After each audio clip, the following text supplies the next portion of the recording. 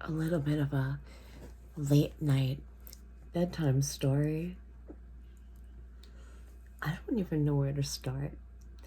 And this happens quite often. I'm just gonna go with it. Recently, I was told that everything that has happened to me is my fault. And every time I have an uncomfortable feeling, I need to take a step back.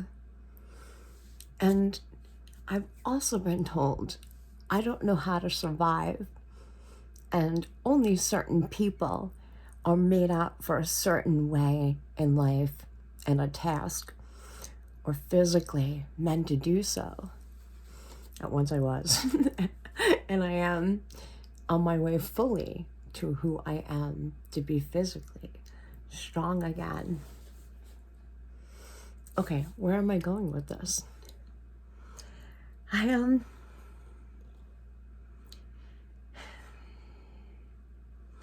I've been judged and disrespected because of the virus I have.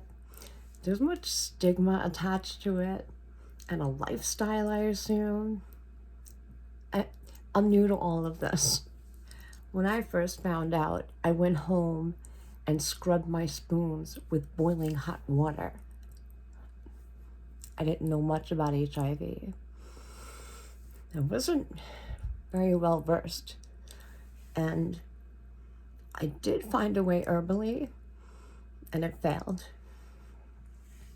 That's one path I can always talk about. Herbs are strong. And they do work for certain things. In my case, it wasn't fully put forth in a way that was strong enough to heal me. Maybe the knowledge wasn't all, perfected behind it. But Dr. Sebi, is the foundation that I was put on, that I was educated upon, that I had a mentor show me and tell me that there was a court case, and about 72, I believe, people were healed. Conspiracies and whatnot, Lisa Left Eye, and okay, let's not go too far deep into this. But I landed myself in situations, and seemingly so I wrote this before I came here, and made it quite difficult. And my achievements and getting past those obstacles are quite tremendous, and I'm going to give myself props for it. Whoever else wants to, I'll give you a hug in return. I'll give you my energy willingly. Instead of being harvested or stolen, I will willingly, for those who are loyal and resonate at the same frequency in my space. Because I feel like people don't want to come in front of me, probably 3 feet of, my aura.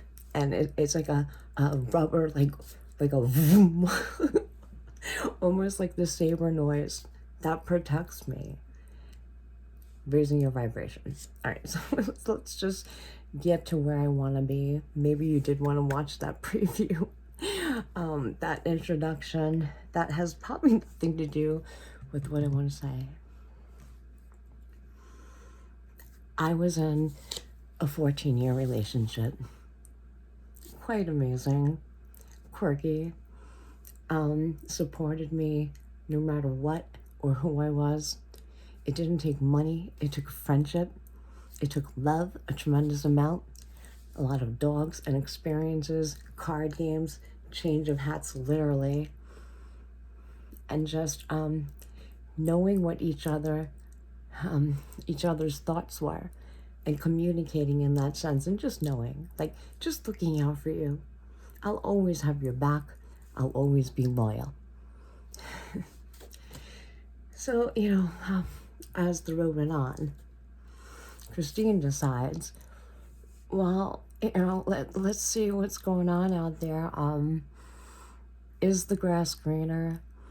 And you tell me, because all in the end, all of my experiences I would never regret or take back, because this makes the most amazing, I don't know, story that I can look on the outside of. And so after that, Christine starts being social and getting out there and realizing that people aren't really as honest as I thought they were. And so I did meet somebody online. We spoke for several months, and when I was finally sent a picture, I said, what the my family's gonna be really like, what? Christine, what? We had intellectual conversations. We talked about things that were just unconventional. I was curious. I was thrilled. I was inspired. And even so, the exchange was amazing. And why not? I was bathing Olive that day at Pecco. I remember that so. I had on some kind of hat, of course. And I met up. Story from there goes. Families were not very happy about the color of our skin, the difference between our skin color. I'm assuming. I didn't have a relationship with my partner's family at all. I've maybe spoken to his mother like several times, but that was very nice and polite and respectful, which I appreciate. I know that, churchgoers are usually very respectful and very solid on their beliefs and practice. Where am I going?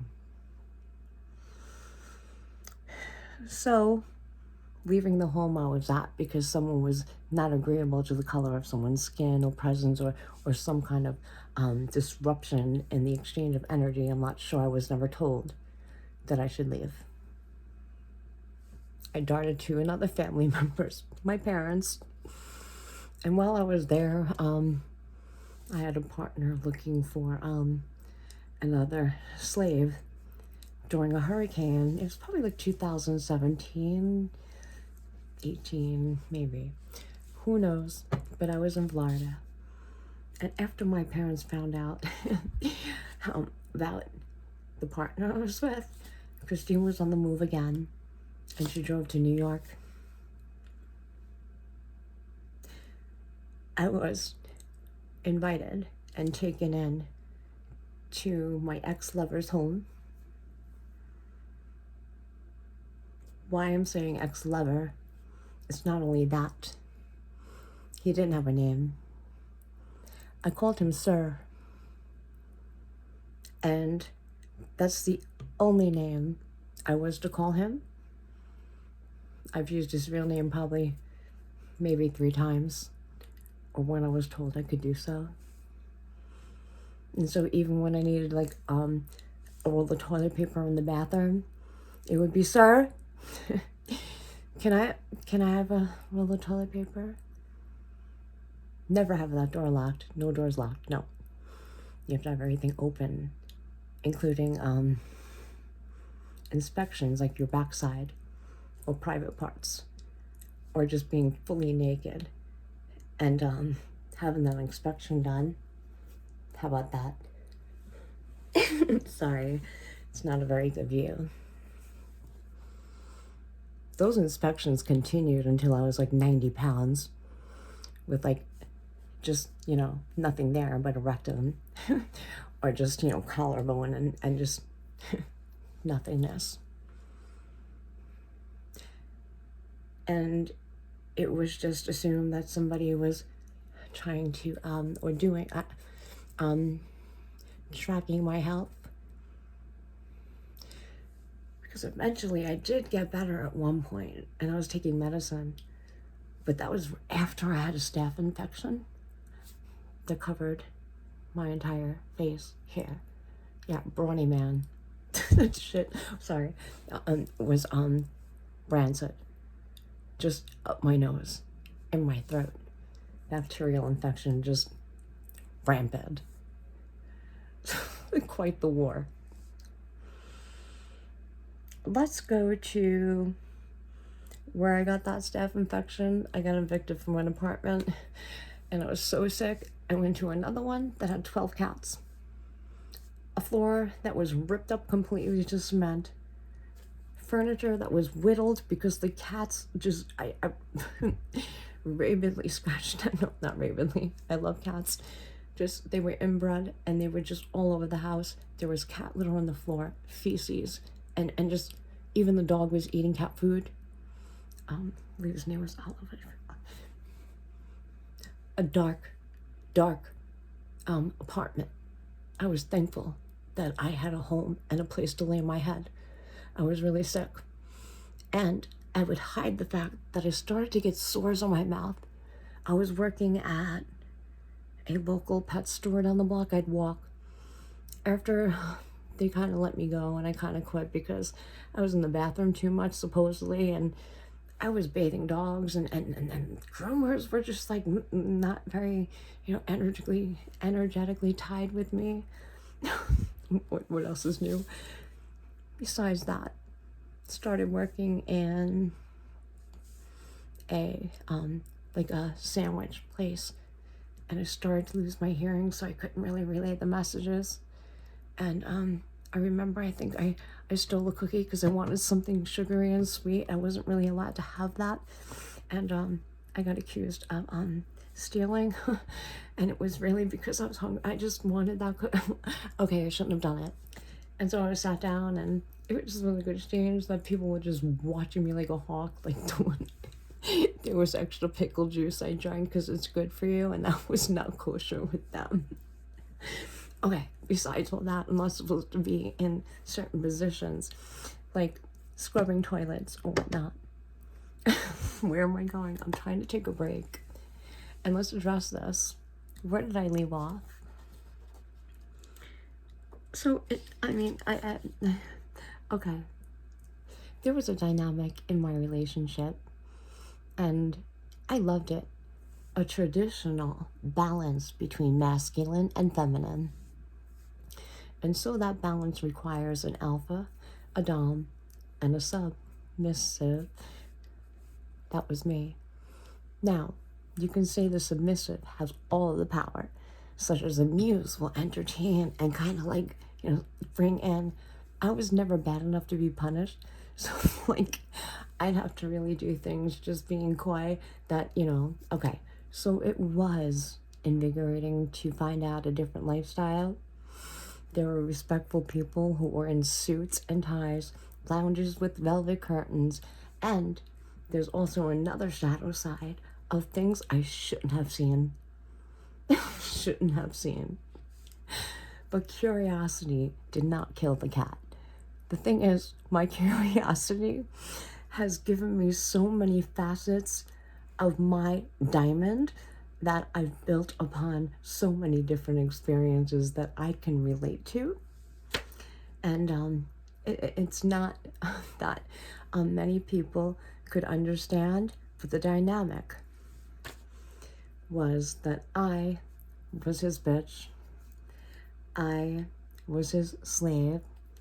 I was to kneel at the door when he came home, have his shoes ready, rub his feet if he asked, actually do anything he asked me to do. And as long as he took care of me and did the things, for me and provided for me, that I would in return give my feminine energy, along with my gifts and talents. Because in the beginning, it was, I had my head a little bit down. I had lost my family. And so, I only had that one person, and being my mentor, my dom, he was there to guide me, have my head up, back straight. At that point, I could put a book on my head, and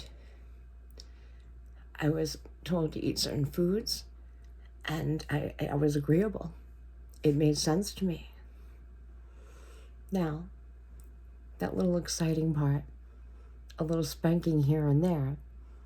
One time I got caught smoking a cigarette, and that was something to remember. That was a drive on the side of the highway up a trail where I got spanked so hard. I thought my soul was gonna come out. I remember being taken in the backseat at that point and consoled, giving me love and affection, and telling me it's okay. Daddy will make it better. Let's move on. Maybe the time I was trimming my hair before court. What are you doing? You didn't ask permission, basically. And I was sat on the toilet, and it was done. I was like, you better cut the rest. What? You better cut the rest. Day before court, I believe. My first initial reaction was, where's the wig place? What am I going to do? All it took was a scarf. I remember being pregnant and having to go through a screen window to get in the house. I pulled up my car. It was a Honda Civic.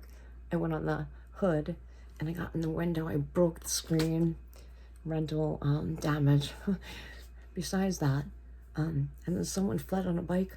I remember being at a 7-Eleven after being hit with a belt on my leg and my backside.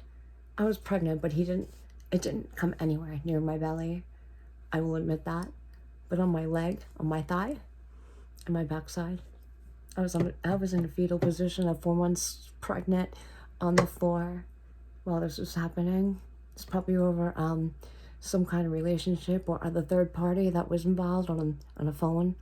Maybe that one time I threw it against the wall so hard out of anger and sadness, and I was attacked, picked up by the throat and choked out, thrown against a mirror. Like, I'm a strong bitch. My mouth would get me in trouble. I'd be like, just to purposely it was kind of a thing I like to do. My tongue was a sword, but that was the kind of dynamic that I got myself into. At first it was fun. When I started to get abused outside the bedroom, and for no particular reason, because somebody else was unhealed and used their wounds against me and was no longer allowed to heal me, and then I no longer was able to serve or be the acrobat, I got way too sick. Okay. Let's fast forward. So, slung over the shoulder and brought to Georgia. This timeline is all in pieces. I'm really not presenting this in front of a judicial system or anything. I do have that tucked away. And I don't want to revisit all of the details. I'm very well aware what happened. And I'm very well aware of what's going on behind the scenes. I don't know how. And I'm just waiting for the story to unfold to see if I'm right, but I know I'm right. It's the craziest thing, and it's the first time in my life that I am trusting myself, my intuition. I'm saying no. Is that it? I'm being strong because I have the will to live. I have the opportunity. I'm free. No matter what. I could die tomorrow. I'm okay with it. But I have things to do, and it's not going to happen. I have methods to my existence here, believe me. So it was like probably the size of this room. I don't know how many feet it is, not that big. A motel room. And then you have the kitchen attached, so I have the bed, a little bit of space, kitchen. Then you have the hallway to the bathroom. I never looked in that mirror for some reason, maybe one. I don't remember looking in the mirror at all. And I was too weak to brush my teeth or even get in the sink. I was actually coached and told me I had to stand up straight while I walked, while I had the pain radiating and saying you could do it, you can get over this. Just like the time I was told that I should be dancing when I couldn't breathe, when I had to be rushed to the hospital, and then my siblings had a, that was like 2017, 8, man. There's so many instances. I have 3 where I really came close. The last one, I shouldn't have woken up. So let's just say that I was immobile. My core was completely broken. I was about 90 pounds. And for several months, I was in that bed. I remember the color of the pillows, how they were propped up. They were hard. They had tassels on them, like decorative pillows. And it slumped down by the end of the day. But I did have that bedpan, toilet paper in the bed, ice, because my throat, I just needed ice all day long, and I knew that I'd have water later that was melted and cold. Like my attempt to the fridge to get more. I had a really big issue, I don't know why, eating raisins. I ate like 3, and I thought I was gonna come out of my skin, like just, the pain was a ton. Learned my lesson. A lot of mucus coming out of my nose and my mouth continually. I'm not the one to really get it out, but it was pouring out itself. Started to get another staph infection. It was reinfected after the first one was moved by the burn unit. Quite amazing. You'll see pictures of that too. Maybe on the cover of this video, if I'm not brave. But I'll show my face. Why not? I'll make it the cover. So, tangerines? No. His mother's home-cooked meals because he did laundry at her place. So I was home for like, I'd be in that motel for 13 hours or so. Laundry was done, and I was appreciative. Maybe a wheelchair ride in the parking lot or several trips to the farm to get unpasteurized milk and raw meat and raw salmon. So the diet was raw salmon, raw meat, and unpasteurized milk because it's pure and it's not going to give you those toxins. And, you know, it was just a healing agent that I was told that would work. I mean, it's better than peroxide on your face and burning and other remedies like activated charcoal on your lips that you can't get off because it's black. You can imagine that, seeing black, scab, like just remedies that did not work for me.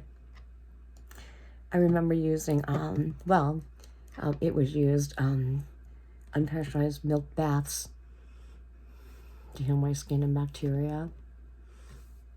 Didn't really do much.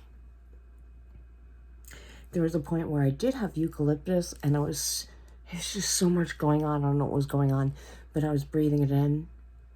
And at that point, begging to go to the hospital. I do believe behind the scenes that I had family members coming to my rescue that wanted me out as well. And the thing is, while I was in that motel, there were visitors, like maids, someone to check, like, I don't know, check out the room because we were staying there for quite some time. Arguments and vicious fights upstairs, a couple fighting. Bass music with such an extreme bass that was constant in the parking lot every single night for several, maybe more hours. Oh my gosh. And so being alone, I really couldn't see well. I couldn't see the clock. I didn't have my glasses anymore at some point, or any of my things. I wasn't given the medicine that was sent out, that my caretaker sent out, so I wasn't medicated.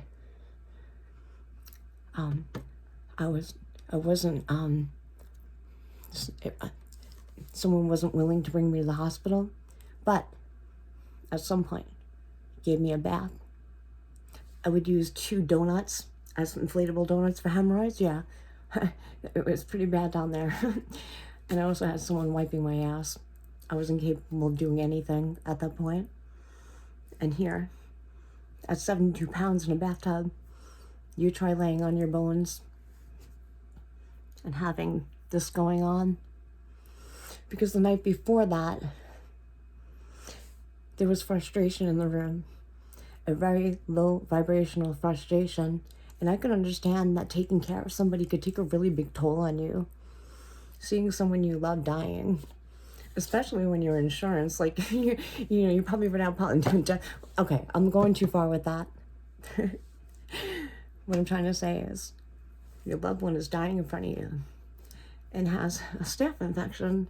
You can see all the whiteness and numbness. I have paralysis in my face. It's okay. I deal with it. I have straw investments. And shall I continue?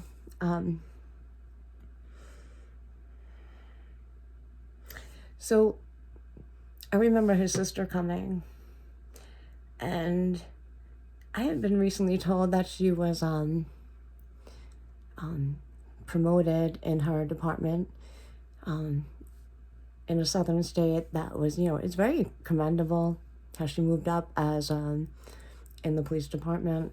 So when she came to visit, I know that, my partner was outside speaking. So what I did was I put the blanket up so I could really see. And she came in, and as I exposed myself, she said to me, wow, like, you should go to the hospital. Why would someone not see that a 72-pound girl in a bed and you have your brother in there, that it's not time to say, hey, let's just get this girl out of here. She's a little bit lost here, losing her soul, her life, eating raw meat and unpasteurized milk smoothies and bathing in it or her own urine at some point. So I just, I don't know where this goes. My perspective is from a bedside. At one point looking for a belt that I was actually used for pleasure and then for torture, maybe, if you want to say pain.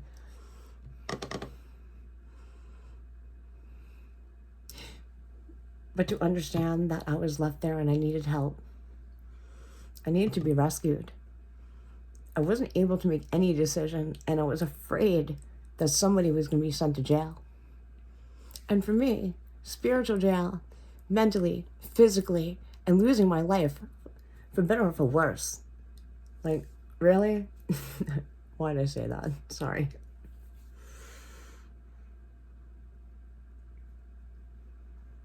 I think I've actually said enough, because all of my insecurities and others have been preyed upon.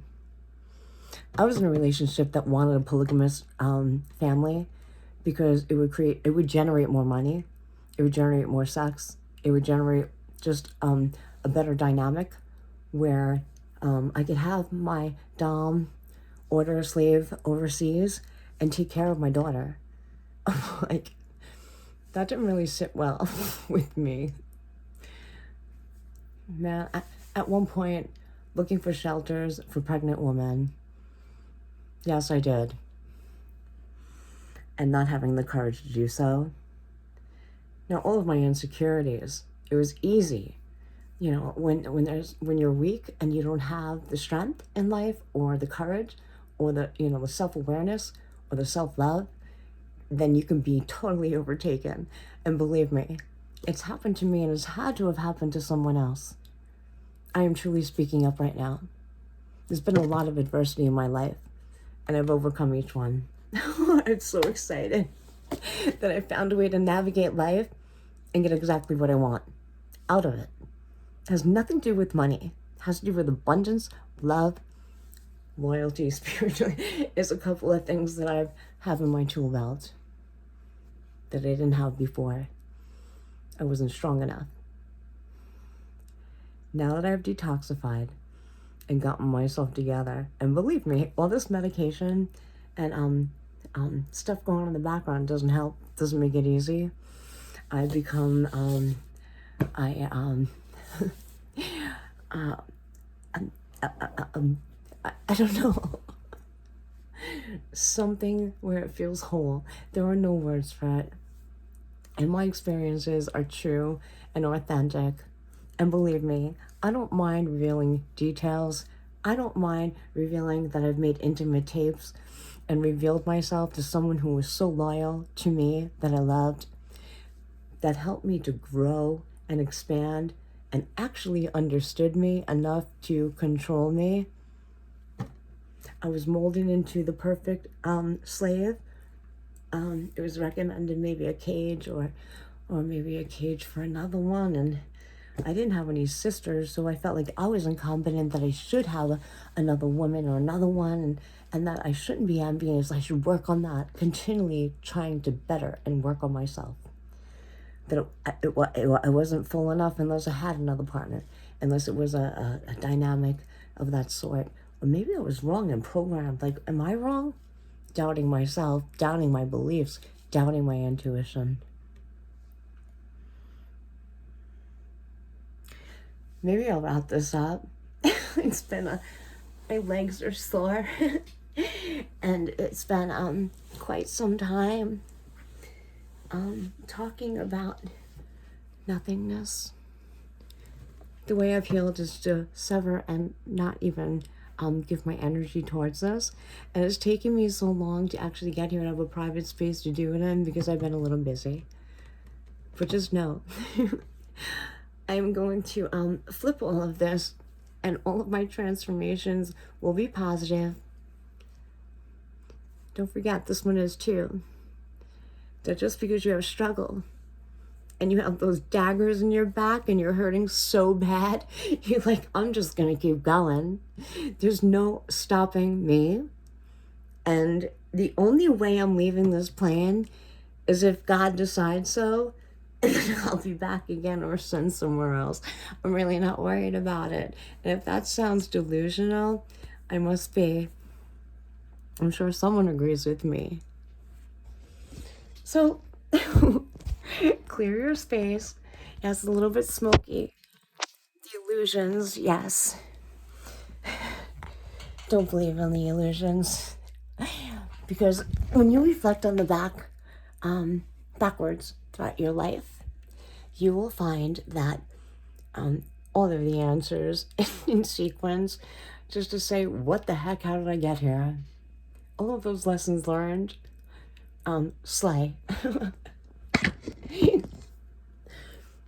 So those who were curious and wanted a bedtime story, I hope it didn't irritate your demons too much. Light your candles and say your prayers. Set your intentions clearly, vividly in your mind. Colors, details, all.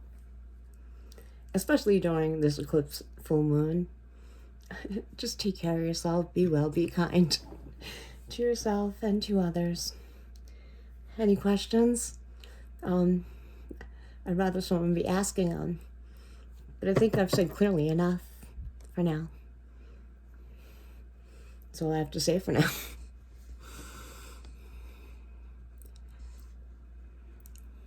Maybe not. All ties have been severed spiritually and physically on this plane. I have broken soul contracts. And if there's not a realization that my energy is strong and there's a wall right here that you can't get past because my intuition is too strong. If your intentions are impure and you're coming towards me, I can see right through you. Because I've taken that path in solitude. I know who I am. I know my gifts. I know my powers.